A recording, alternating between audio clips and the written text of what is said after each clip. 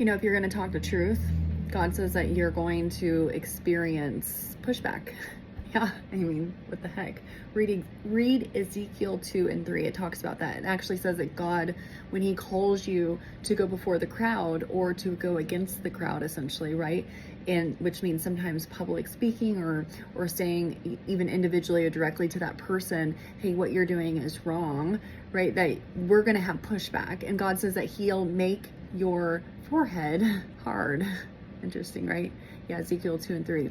So what he means by that is the ability to push forward, right? I mean, who are you? Do you have a hard forehead to push forward in the adversity of our time? Because there's a lot of adversity, right? I know you're experiencing it as if you're even preaching on here or discussing the word of God on here, that you're going to experience adversity just like I do.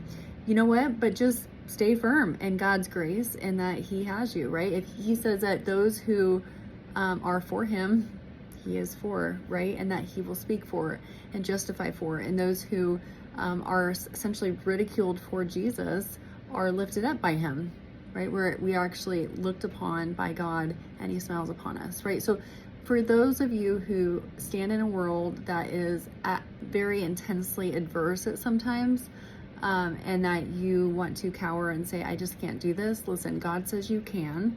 And we have to continue to step out and be different because Christians are different.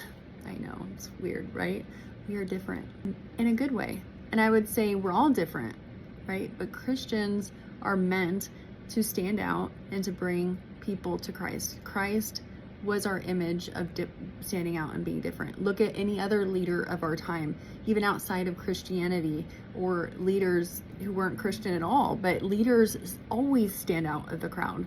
So to be a leader and a Christian or a Christian means you're standing out of the crowd. And to be a Christian is to be a leader. You're supposed to be leading people to Christ. Christ said he calls us to fish for men, right? And women, of course. Anyways, so stand firm in God's grace.